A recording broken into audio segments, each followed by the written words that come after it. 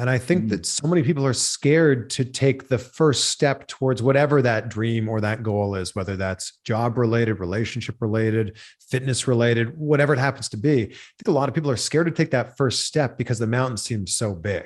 Right. And for me, I've just started with little goals. This is the Knocking Doors Down podcast, featuring celebrities, experts, and everyday people who have overcome adversities, including addiction, mental health, and trauma, to live purposeful lives. And that's what Knocking Doors Down is all about.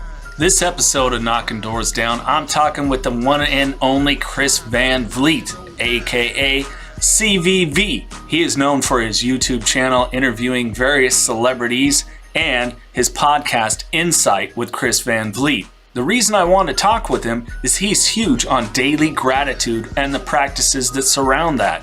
I wanted to pick his brain about what works for him, how he faced triumph and tragedy, overcoming various hardships, and continues to build the life that he is focused on with intentional living. For more on Chris, click the link in the podcast description, give him a follow, and tell Chris you heard about him on Knocking Doors Down if you're not already following him.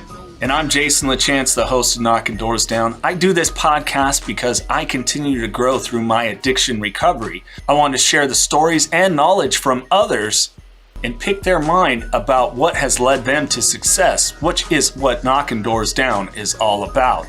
And of course, we couldn't do Knocking Doors Down without 5150 LTM. I've got one of my favorite hats, the black on black logo hat, which you can get by clicking the link in the podcast description for 5150LTM.com.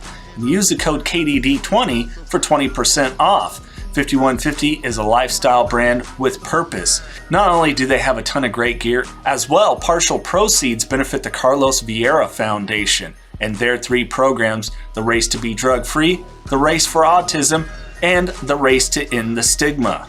These 3 programs are near and dear to my heart, and it's an honor to support the Carlos Vieira Foundation as well as 5150 that benefits the Carlos Vieira Foundation. For more on the Carlos Vieira Foundation, click the link in the podcast description. Here's Chris Van Vliet.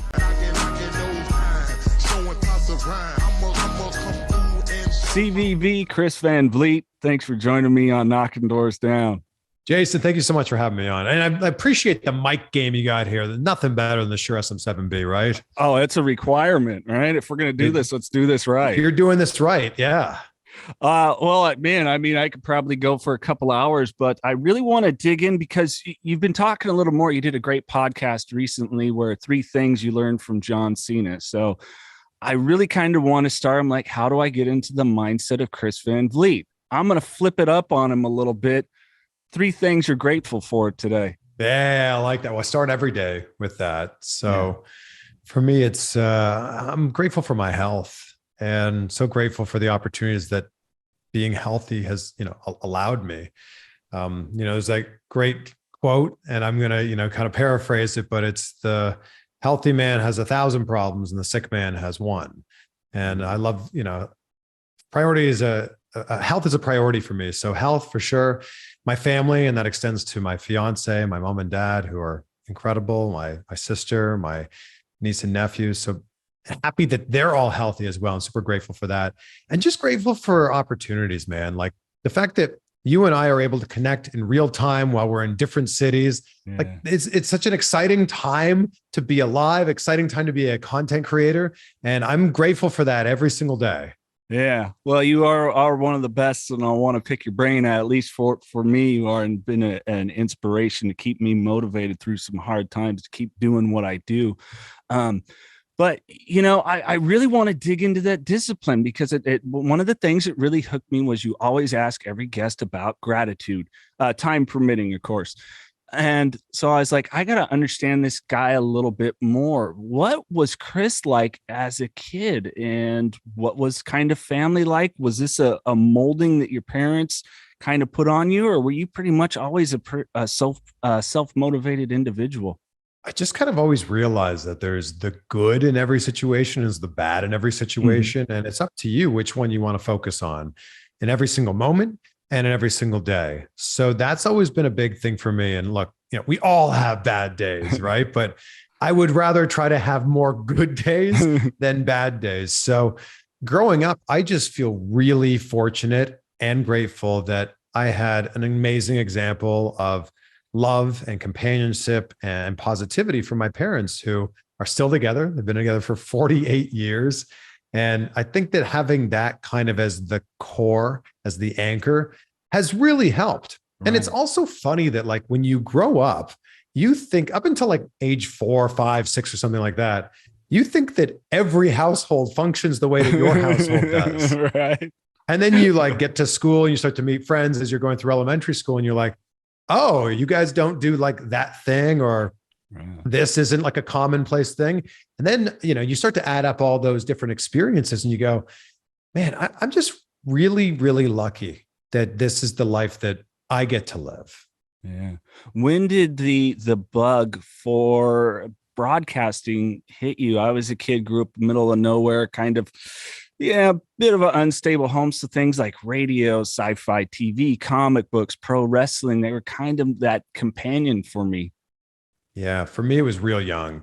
I remember getting a Fisher Price radio when I was 4 years old, and like it had a microphone attached to it, and I would pretend to be the radio DJs that I heard on the radio. And like that was just me like goofing around, but like obviously like very passionate about broadcasting, whether it was radio or television.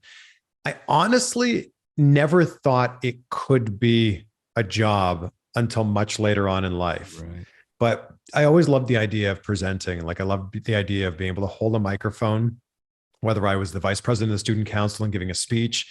I gave the morning announcements in my high school. I hosted the talent show. Like I loved being able to hold a mic because that meant that whatever I said would garner a reaction out of you.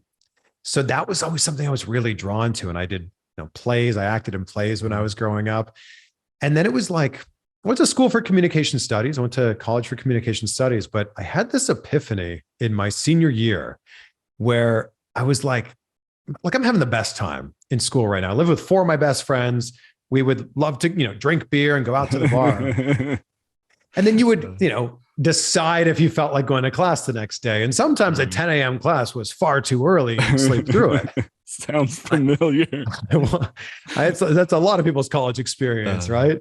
So I woke up one day in my senior year and just had this epiphany. And I was like, we're going to have to work for the rest of our lives after we graduate.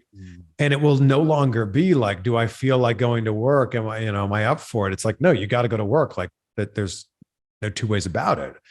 And it was in that exact moment, Jason, that I realized like I wanted to have a job that I, at the very least, didn't hate.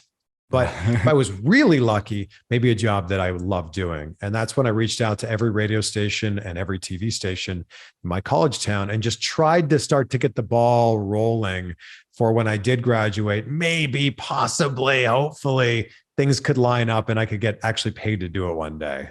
Yeah, you and I both started with radio. I had about a 20-year career. And I want to ask you that value of, I bump heads with a lot of youth on this one. Well, if I'm not getting paid, I'm not going to do it. And it's like, stuff don't always trickle that way, guys. Sometimes you got to get in there and show you want it. But you interned as well, correct? Yeah. And I would say to that phrase of, if I'm not going to pay it, I'm not going to do it. I would think that, well, you're not going to do it then. Yeah. And it really comes down to how badly do you want it? And I think you really can't put a price tag on the experiences that you learn as an intern. And you know this, and I do as well. There is no other place in the world where I would be able to just go in and pick up an actual ENG camera and learn how that thing would work. Or one of my first volunteer positions was at a community television station, TV station. And I ran cameras, I ran audio, I was a floor director. Come on, that doesn't exist anywhere. I would have paid them for those opportunities. Right. So I think that especially in the world of broadcasting, which is kind of morphed now into the world of content creation, there is no other place that you can get that experience. Sure, you can learn about it in a classroom. Maybe you even have a hands-on classroom where you're actually making television or radio segments, but nothing replicates how it's actually done in the real world. Oh, I couldn't agree more. I remember one year, because I went to college for film and television, and the local TV station I grew up watching, KSBW. Clint Eastwood's wife used to be on there. Ex-wife Dina Ruiz was my favorite, and they're like, "Hey, you can come for the Christmas time and learn all this stuff." And they're like, "Yeah, it'll be probably for Dina's broadcast." And I'm like, "I'm in. I'm in." This has been my favorite reporter that I would sit and watch as a little kid, like talking with Ronald Reagan and all these people. It's like, I'm in. You know, it's like, you're not going to get paid. I went, yeah, but I made connections, and connections I still have to this day. And I think it's so important for those entering anything to understand that. And I also think that some of the biggest things that you'll learn are not specifically things that you're taught. It's things that you just pick up like through osmosis just by like watching. I remember going to live television tapings. I sat in the audience when I was a teenager. And I remember just, what they weren't specific lessons, but it was little things of like, how did the host carry himself? What happened during commercial breaks with the guest? Did the host talk to the guest? Was the host talking to a producer? Like, it was those little things that I really think that years later in my career, I would go back and go, oh yeah, I remember seeing this. And now I'm in that situation myself. Yeah, man, I haven't thought of that in a long time. In college, we went to The Price is Right. And so we got to see Bob Barker do his thing. Wow. Which during a break, though, Bob Barker did make fun of me. So I at least got that on my resume. He asked for someone in the crowd, give me an ooh and an ah. So he picks me out. I'm in the single seat. And he goes, I need a handsome and virile man. He goes, you might be handsome, but I don't know about the virile. I'm like, oh, really, Bob? Really? What a core memory, though. Bob Barker, he's one of the GOATs. Absolutely. Yeah. Let's talk a little adversity, though, because I don't know how many people know it. You did face some different challenges once the career was rolling. You had some things going, but then shut down on you. Yeah. So how did you handle that moment? Was there a find something else, or were you just that determined? So to kind of give a little bit of backstory, the internship that I had right after college was at a tiny station in Peterborough, Ontario.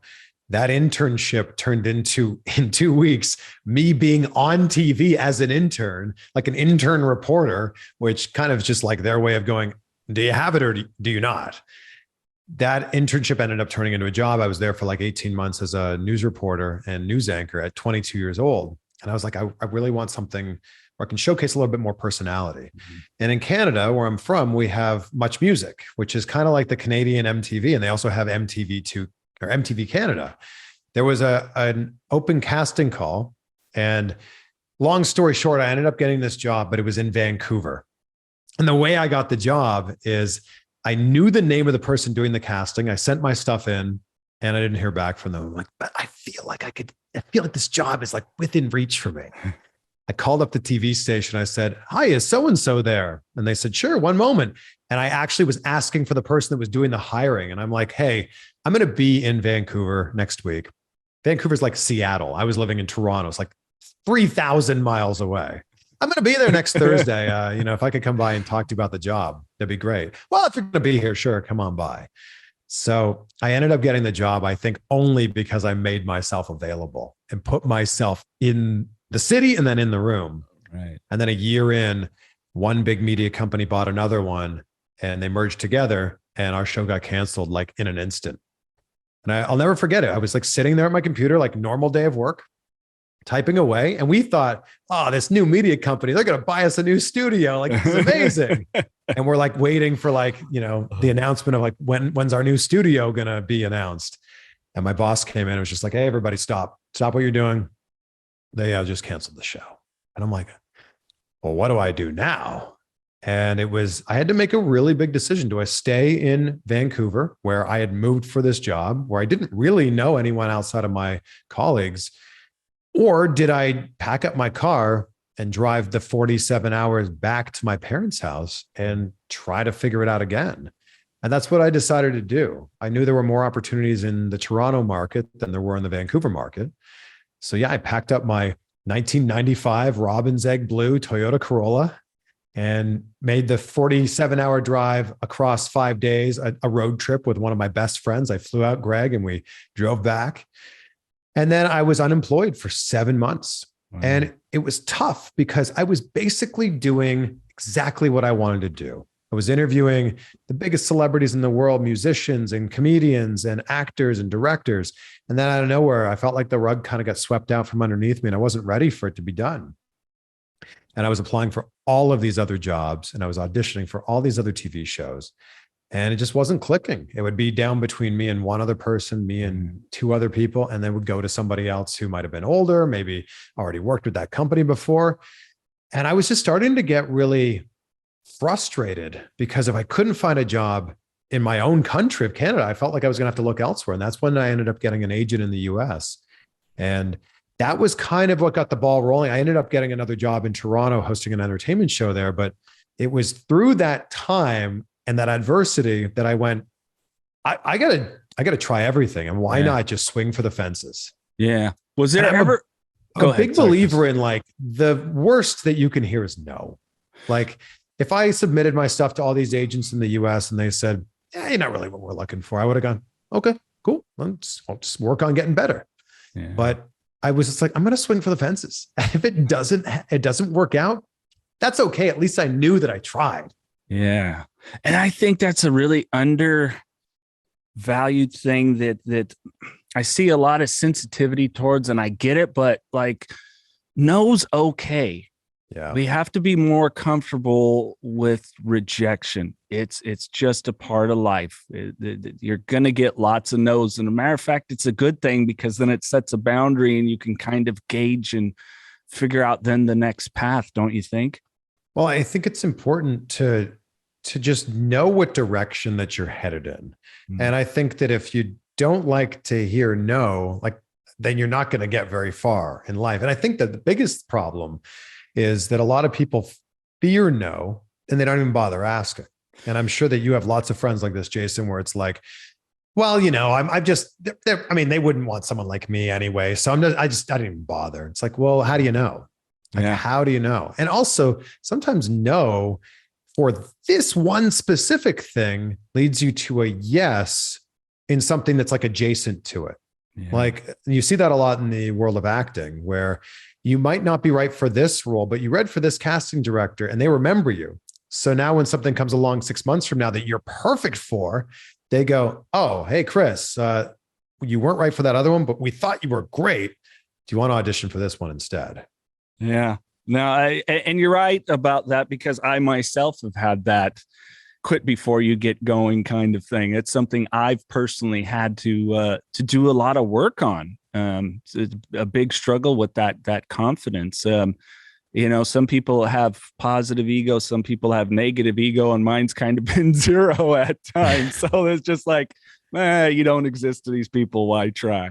And there had to be some internal dialogue and work to change that around for sure. And I think that just really starts with who are you and how do you view yourself? Right. Because I think that's what's most important is how you view yourself. And then the way that you view yourself ends up going outward and then people will start to view you that same way. Yeah. What personal work do you do for yourself? You know, because you're out there, you're in the spotlight, working with some of the biggest names in entertainment, and you do just an amazing job. God, it made me think of the Key and Peele bit that you put up when you had the teacher saying your name. But how do you, like in the morning, get, you know, what is some of the mindset that Chris has that he looks in the mirror? You know, are you a self-affirmation guy? I know you're big into fitness, clean eating. What are some of those internal dialogues that you know, work on with yourself? Gratitude really anchors it all. So like being able to focus on the things that you do have rather than the things you don't have. I think that takes you a real long way. And I think that there's so many people that, you know, comparison's the thief of joy. We've heard that so much, but I think that there's so many people that go, well, I don't have this, or I don't have that, or I wasn't born with this, or I wasn't born with that. Well, let's take what you do have that's in front of you and work with that. So that's a really big thing is gratitude, first thing in the morning, gratitude, last thing before I go to bed.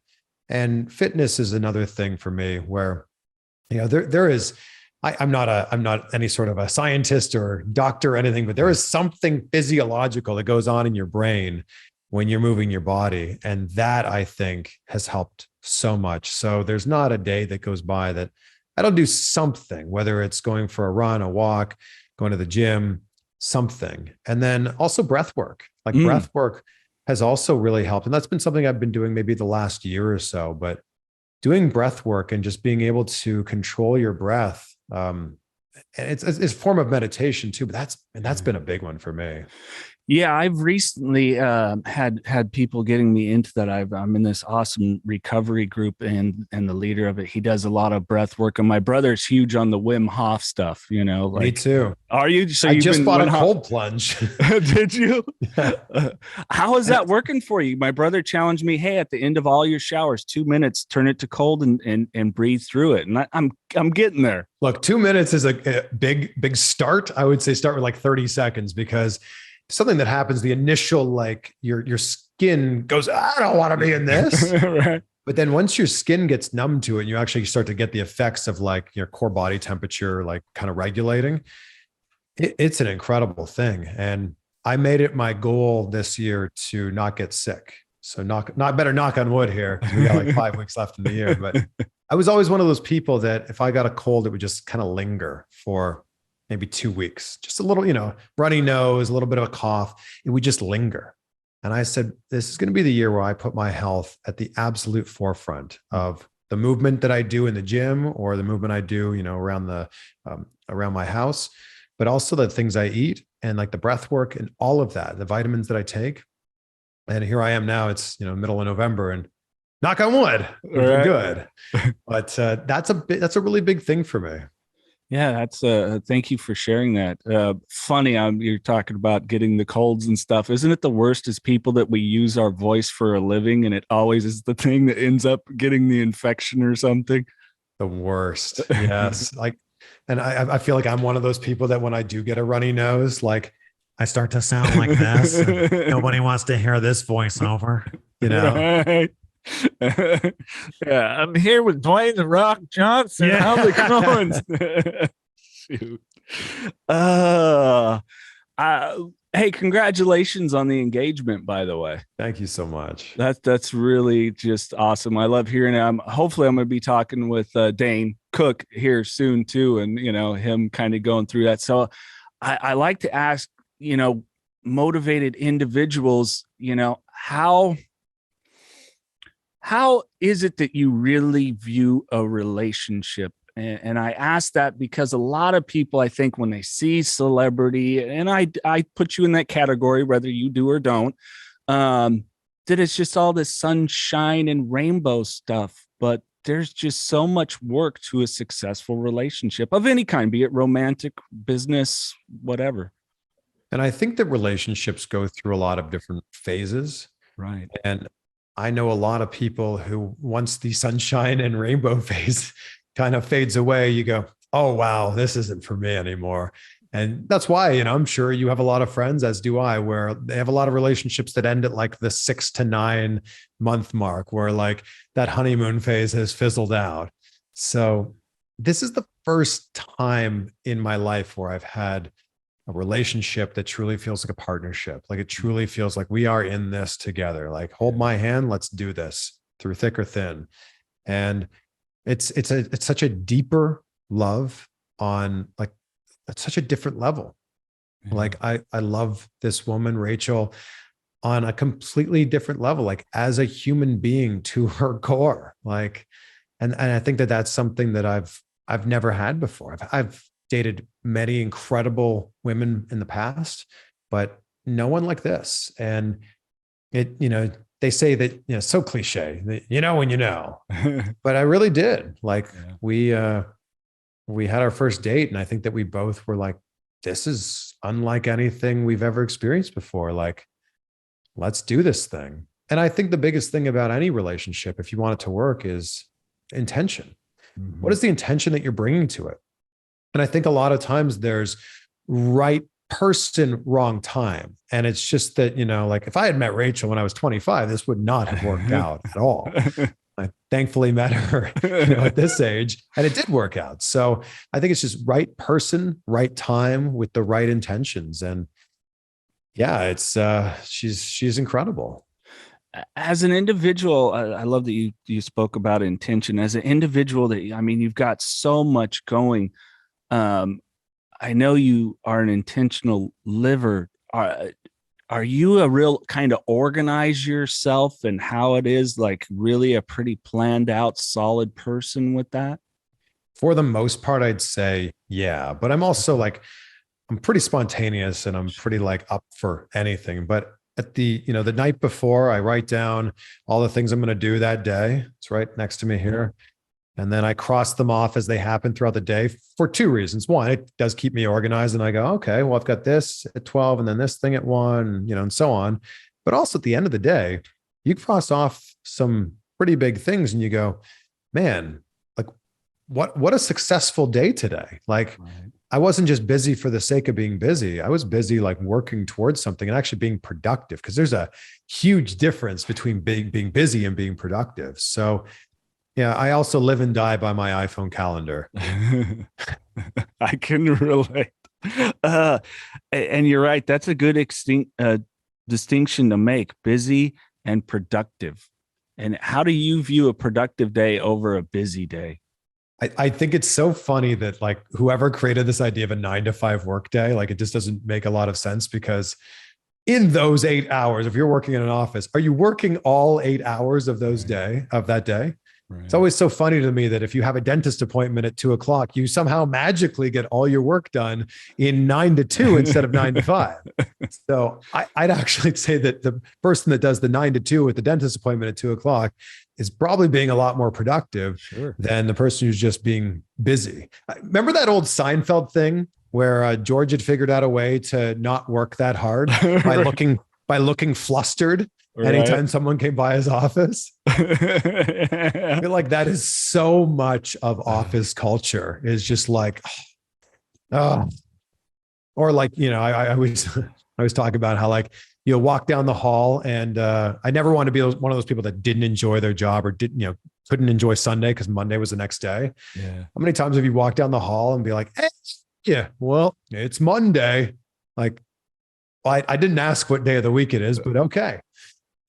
Well, and that's some of the dialogue, Chris, like we were talking before, that, in my alcoholism, and a lot of it stemming from, victim mentality that carried through from childhood. And that was part of that, breaking that victim mentality. Like you said, gratitude every day. And that was a big part of it. I had to really break this victim mentality. Like, no one forced me to do a 9-to-5. That's just what I chose or allowed or whatever it is. And there's something to be said about that breaking of mindset, that it just gets you out of the rut. It kind of goes like, F it.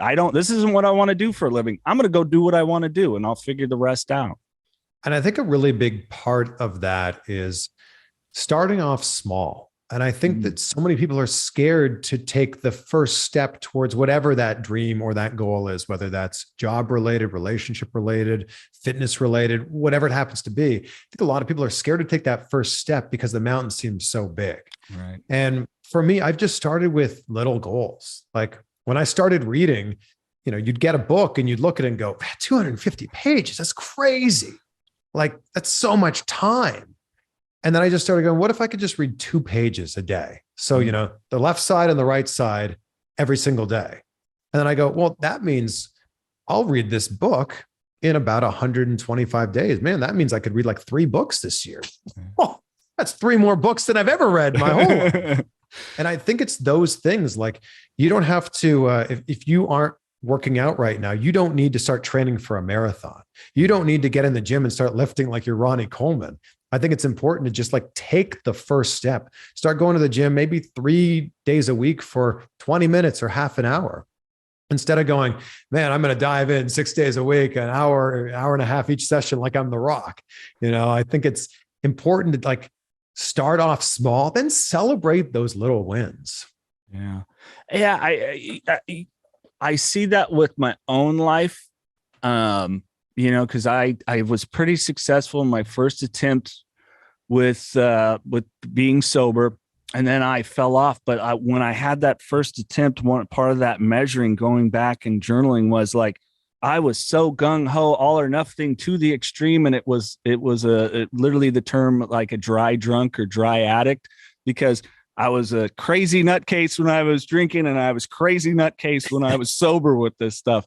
And it was really about finding a better life balance and living intentionally. That's kind of been my motto of 2022 is intentional living. I love that. That's something that I actually really got from Oprah, is intentionality. Yeah. I heard a story that Oprah would enter every meeting for the Oprah Winfrey show. And instead of just having a meeting for the sake of having a meeting, which I feel like so many people in corporate America can relate to, like how many times are you like an hour long into a meeting going, this could have been like an email, But she would start every meeting with going, what's our intention here? And I like to think about that in terms of every interview that I do or every film that I watch, whether I'm reviewing it or I'm doing it as research for an interview that I'm doing. It's like, what is the intention here? And then once you know what your intention is, kind of acts as your North Star. And then you can kind of work your way backwards from there. And I love reverse engineering. I think that that's such an important thing, is like figure out where you want to be and then just work your way backwards from there. Yeah, it's kind of one of the exciting parts of it, isn't it? I'm a take a look at, let's extrapolate.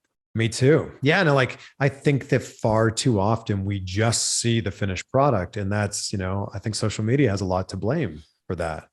We just see the finished product, especially with all the entrepreneurs that are on there, or the entrepreneurs, some of them. But you just see the success of like someone like Tom Brady with 7 Super Bowl rings, or an actor with holding up their Oscars. And you don't see everything that happened along the way. You don't hear those stories as often about someone like sleeping in their car, or it was someone's 914th audition. They finally got, a huge movie. And I think it's important to see that. So what I like to do is like, all right, where are you? Where's that person in their career now? Great. Let's peel it back a few layers. Where were they when they were where I was at, where I am at in my journey? Yeah. Well, speaking of your journey, when you finally got to LA, it was a pretty bold way that I was listening. I'm like, man, Chris has got some gumption, man. I tell the story of coming to LA, because it really was a hang it out there, let's go for it moment. I've always spent a lot of time in LA just through the nature of what I've done for work, which is an entertainment reporter. So I've probably been in LA I was in LA like once a month for the last like 10 years. And I kind of always knew that like my career path was leading me there.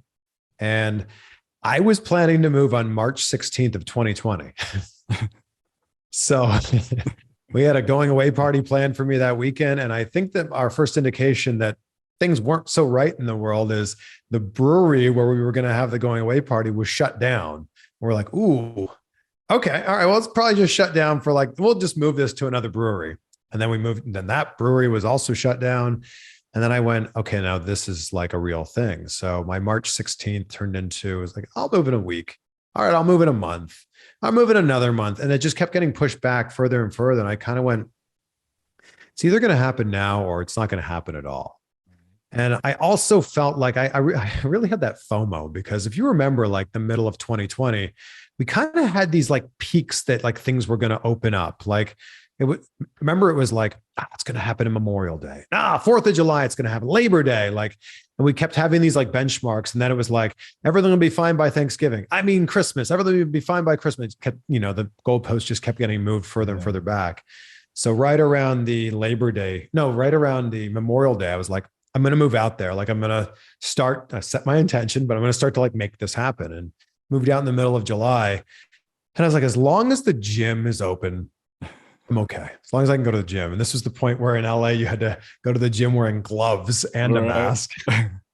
Yeah, we were doing a lot of podcasts down in LA, and it was like, show your vaccine card, show, everything is like, oh my goodness. And the day I began my drive is the day the gyms closed back up. And I was like, oh, what am I going to do? Yeah. It's only so many push-ups and dips you can do. Yeah. How did you, being that you are a content creator, primarily your space is in the entertainment. How did you navigate that time with your career? Did it really help you get innovative? Oh, I mean, everybody during that time had to get innovative. Like, it's going to be such an amazing thing to watch. Look back at the Tonight Show or all the news stations, like where it's like the main host of the main or living room hosting the show. So I had never done a virtual interview in my life. I didn't even have Zoom downloaded on my computer or my phone. Yeah. So I think I had like 3 or 4 interviews banked, and then it started closing down. And I went, oh, well, I got to pivot here. I got to pivot in a big way. And I think that one of the blessings in disguise about everything that was going on in 2020 was that everybody's schedule was now instantly wide open, especially in like late March, early April. Like if you reached out to someone and said, hey, do you want to do an interview? And they said, no, I can't, I'm busy. They're a liar. So, right. So like it opened up a lot of opportunities because it was the first time in all of our lives that the world came to a screeching halt. Yeah. So I think that if you were ready and willing to pivot, that there was an opportunity there. And I was very fortunate that I was able to pivot and do a whole bunch of virtual interviews and then do a lot of interviews in the wrestling space. And it was unfortunate, but a lot of those people ended up losing their jobs. And I was one of the first interviews that a lot of those people did after losing their jobs. So it was, I don't know, kind of just good timing. And also just, I think like the fact that I was early enough on it was helpful. Like I didn't just sit back and wait and go, oh yeah, I'll just wait till next week till everything opens up again. Right. Yeah. That proactive. And you just have to be, especially when you are your business. Yeah. No, exactly. No, I know you're talking about that. I'm like, yeah, people always ask, how did you get like Charlie Sheen and all these guys on the podcast? Like they weren't doing anything. They had nothing going on. It's like, okay, that's how you get it. Oh, heck. Well, I know we got a heart out for this one, but I can't get on here and not talk pro wrestling with a fellow pro wrestling fan. I mean, you have done some of my favorite conversations with people in the profession of pro wrestling. The recent one, Claudio, the one you did live was just amazing. But what is one of the common threads you find with the performers in professional wrestling? I think one of the biggest ones is there's so much hard work that goes into it. And like Claudio would be a great example. Like there's someone who was doing his thing in Europe and then moved over here. Like I think that what you don't see is all of the time that those performers put in making $0 or $25 on the independent circuit. And I think that there's just so much hard work, and that now gives them this insane work ethic. Yeah. So I think that that's a really big thing that they all have in common. Like I truly feel that a lot of pro wrestlers could be successful in any venture that they'd ever want to get into because they have this insane work ethic, and the ones that are at the top don't take no for an answer, like we talked about earlier. So I think that it's like you combine that together, and of course they're going to be successful in wrestling, but they'd be successful in whatever they want to do. Yeah. And don't you think that for individuals, my experience, I mean, I've had the pleasure of talking with, Kurt Angle and Ric Flair and working in and around the business. I actually used to work with Shotzi Blackheart before she got into NXT and WWE. And you see that, but then you have guys like The Rock and John Cena. And so there are like the ultimate workhorses that it's on a totally different plane than other individuals. Yeah, Ken Kennedy told me a story about how when he first got to WWE, there was a story going around that John Cena had only been home one day in the last 365. Wow. I will say, though, I think there's some trade-offs there. Sure. Like I think that, that's a lifestyle. And I think that there's some trade-offs that have to be made there. But if your career is the most important thing to you, then make it the most important thing. Yeah, absolutely. Well, and if, and I mean, you take a look at a guy like John Cena, of course, bringing value to the company he worked for, building his personal brand, but at the same time, still giving back so much within it. Yeah, John Cena has just been such a great person that I've got to know over the handful of interviews that we've done together. Yeah. And like I did that episode that you referenced at the start of the show, like the 3 words that he said to me that changed my life and will continue to change my life every day is control the controllable. Like all you can do is focus on the things that you have control over, which is how you want to react to the situations. Yeah, I couldn't agree more. My sponsor, oftentimes when I call him and I'm like, oh, this, that, and the other thing, he's like, serenity prayer, man. That's it. Just hit that, control the things you can, accept the things you can't, and have the wisdom to know the difference. Yeah. That's all we can do. Well, Chris, I like to wrap up with some fun random questions, and I leave you with the final word. So here we go. Let's do it. All right. If you could book any WrestleMania main event with any performers ever, who would be the 2 performers in the main event? That's never happened before? Let's go. Never happened before. Oh my gosh. So my favorite WrestleMania match of all time is Rock Hogan, WrestleMania 18. I was there in the crowd. Were you? Yeah, which made it even more special for me. Well, I'm sure it had to have, because, like, it's funny, like people say, turn off the volume. Not such a great match. Volume on, one of the greatest matches ever. Absolutely. I think I want to see. I'm going to give you a match that we maybe couldn't have a chance to see. Okay. So like Macho Man, ooh, yeah, Randy Savage. I think that someone with like insane charisma, like Macho Man in his prime, versus someone with insane charisma, The Rock in his prime. Like, I think that's a match that I would love to see. Oh God, yeah, because they both would know how to work the crowd. I think Randy Savage was so underrated for that. So underrated. And I think that if Randy Savage is an absolute legend. But I think for as good as he was during the era that he was in, if he had showed up on the scene just like 7 to 10 years later, we'd be talking about him like the way that we talk about like Rock Austin from the Attitude Era. I agree. I saw him one time as a WCW house show. Best match of the night, and he hardly did anything. It was the way he had the crowd just sitting right there. He's so good. I think it's a little unfortunate that his time in WCW was nothing like his time in WWF. And I just think that version of him wasn't nearly as good. Whereas Hogan, the version of him in WCW, when he was Hollywood Hogan, was still fantastic.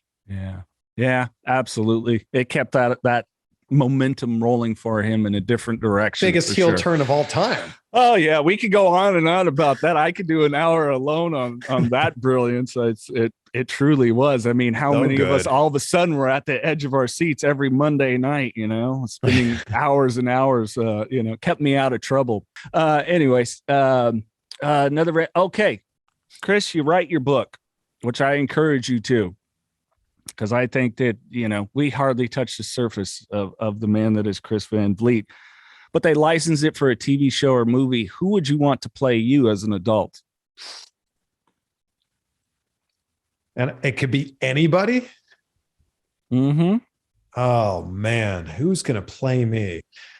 I think it'd have to be someone that's just so incredibly handsome and so suave.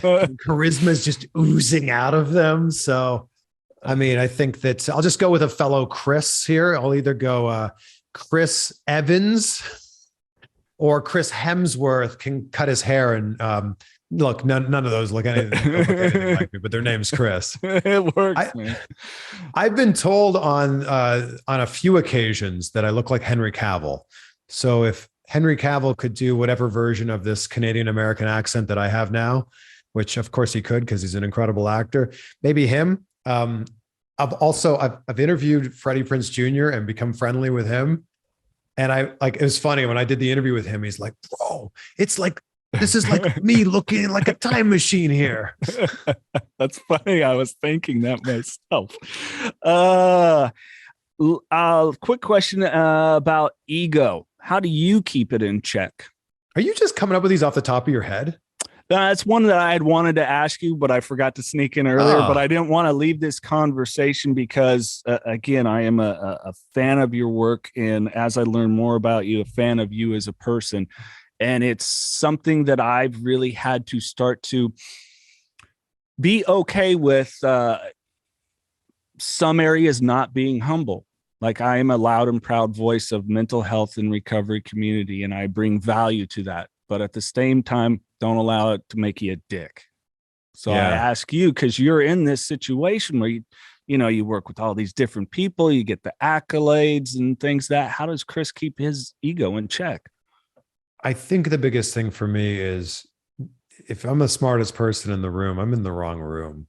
And that's been a big part of my life, is just trying to learn from the other people that are doing this, but at a much higher level. So I think when I started my career early on, I worked really hard to get some big opportunities. And I just realized, like, who in this room is really crushing it? Like, I'll give you an example with like celebrity interviews. Like, who of the other 20, 25 people that are here to interview whoever it is, who's really crushing it? And I started to identify, like, oh, that guy's really crushing it. She's really crushing it. Like, what are they doing?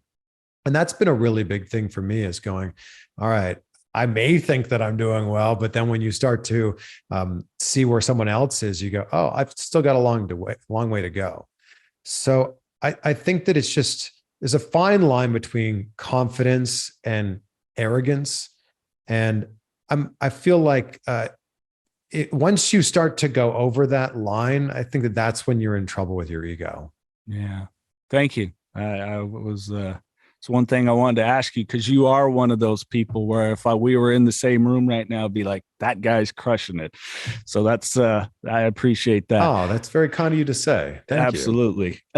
Chris, the floor is yours. I like to ask the guests to leave with some wisdom about, anyone that's facing any sort of adversity, struggles, and challenges, what you might lend to them. Oh, wow. Well, thank you for, first of all, this opportunity to share this great conversation. And now for this opportunity to just, kind of leave them with something. And I think it just kind of goes back to what we were talking about earlier. If you can center yourself around gratitude and what you do have, like, there's good and bad in every single day, and it's up to you which one you want to focus on. And I think that if you can, this is the reason I ask my guests at the end of every episode, what are 3 things you're grateful for? Yeah. Because then you see someone who's so insanely successful in whatever career path they've chosen. They're grateful for the same things that I have or you have. Like, they're grateful for a roof over their head. They're grateful for their family. Like, they're grateful for their health. It's like, wow, why am I in such a bad mood when I can be grateful for those same things too? So I would say just focus on the things that you do have and practice gratitude. Like, be grateful for the things you have and celebrate them. Absolutely. Of course, folks want to find out more about Chris, you can go to your official website, chrisvanvliet.com. And hey, the podcast, guys, Insight with Chris Van Vliet. I am a subscriber, regular listener. I highly recommend hit that subscribe, but not only on the audio platform, but Chris's YouTube as well. Tons of great content up there. And this has been a real honor. Dude, thank you so much. This is the Knocking Doors Down podcast, featuring celebrities, experts, and everyday people who have overcome adversities, including addiction, mental health, and trauma, to live purposeful lives. And that's what Knocking Doors Down is all about. This podcast contains the views and opinions of the Knocking Doors Down hosts and their guests to the show. The content here should not be taken as medical advice. The content here is for informational purposes only. And because each person is sharing their unique perspective, please consult your healthcare professional for any medical questions. Views and opinions expressed in the podcast and website are our own and do not represent that of our places of work. While we make every effort to ensure that the information we are sharing is accurate, we welcome any comments, suggestions, or correction of errors. Privacy is of the utmost importance to us. For those wishing anonymity, people, places, and scenarios mentioned in the podcast have been changed to protect confidentiality at the request of certain guests. This website or podcast should not be used in any legal capacity whatsoever, including but not limited to establishing standard of care in a legal sense or as a basis for expert witness testimony. No guarantee is given regarding the accuracy of any statements or opinions made on the podcast or website. In no way does listening, reading, emailing, or interacting on social media with our content establish a doctor-patient relationship.